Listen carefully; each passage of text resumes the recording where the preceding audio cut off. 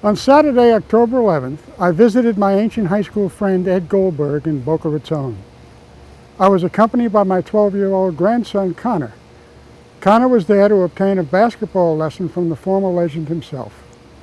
Because I didn't have my boom mic and a lapel mic would not do given all the activity involved, I had to go with my internal speakers. They were inadequate, so I had to resort to voiceover whenever necessary. I would be remiss, however, if I didn't thank you, Ed, for doing such a great job coaching my grandson, while congratulating you for having the good taste and good fortune to win a sweet lady like Vonnie. Thanks also for being such a good friend. Well, let's get on with it, shall we? When we got to the courts early Saturday morning, Ed wasted no time getting started, and before I could get to my camera, he was already teaching Connor the proper way to deliver the bounce pass. In the first instance, he said the ball should bounce 3/4 of the way from the target as opposed to halfway. That way, it will arrive faster and the bounce will come up to the target's stomach, the right position for an offensive player to start to make a move or deliver a pass.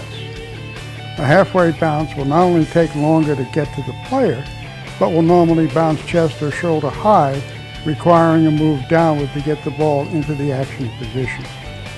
Furthermore, the halfway bounce, because it takes longer, gives the defensive player a better opportunity to steal or cut off the pass.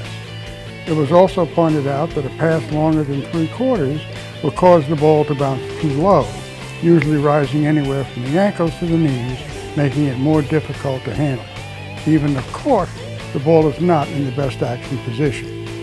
So I will use a YouTube video to describe the points he was making. Here's a demonstration. All right, today we'll talk about how to make a bounce pass, okay? So my buddy Sammy and I will demonstrate the principles as far as making a bounce pass. A lot of times bounce passes are used to be able to get the ball to your teammate without it getting deflected in the air. Most of the time, defenders play passes in the air, which make it easier to make bounce passes sometimes. Sam, you feel like you can give me a good bounce pass? If so, give me 5. Oh boy, my man. All right, so this is what we'll do. Sammy and I will be on the opposite sides of the lane, okay? So what we'll do is, the first step is we want to make sure that we always step into our pass with our leg, because that's where we get our power from. The second thing is, as far as making a bounce pass, you always want the ball to bounce about 3/4 of the way between the passer and the person receiving the pass. So what we want to do is, as I'm here on this side of the lane, I step into it, I bounce it, and then I follow through. We always want a bounce pass to be in one bounce. We don't want it to take multiple bounces. So now Sammy will bounce pass back to me. You notice he steps in and feeds me perfectly. Whenever we make a pass, we always want to try to make it where the recipient can receive it right in their stomach. We want to try not to make passes to the left or to the right, but accuracy is also important. So again, I want to step forward. I'm a right-handed player. Step forward with my right leg, bounce it, follow through, and it hits him perfectly. And then Sammy will come right back to me, bounce pass. So now we want to keep balance, bounce pass, bounce pass. When I was in high school, I played guard next to Ed Goldberg, the best I ever played with or against. I was amazed at how easily he passed his defensive man on a drive to the basket.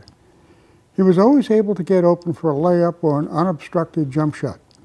He had a deadly set shot, but now with the three-point play, that shot is a thing of the past. However, today, he would have taken the jump shot from the three-point perimeter with equal accuracy. Recently, he told me of an NBA player who coached him while at basketball camp on what I call the move, which enabled Ed to consistently drive past his opponents. He later taught this move to his brother Billy, pictured in front here, also who became a star player, capitalizing on the move's effectiveness. Billy told Ed he tried to teach this move to others, most of whom were unable to master some of its concepts or lacked the physical prowess or dedication needed to make it work.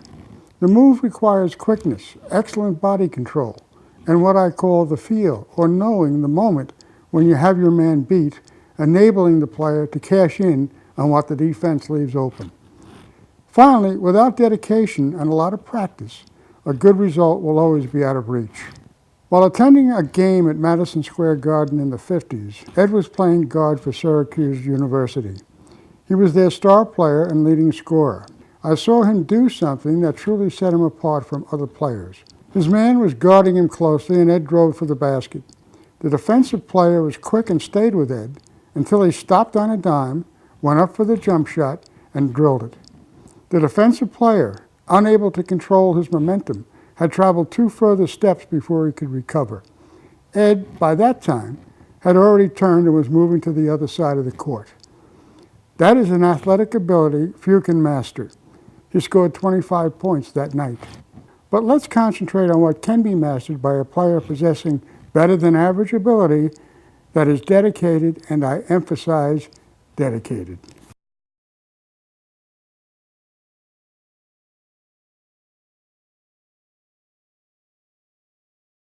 Okay, so here's the thing. What I'm going to try to do, hopefully we can do, is I would like to show Connor a move, a 3-phased move. And I'm going to start with the first phase, take it to the second phase, and then show him the third phase. The third phase, which is critical, but they're integrated. And you're going to see, if you video this, the way my feet move, even though I can't move them anymore, and the way his feet move. And then he'll be able to see what he has to practice doing.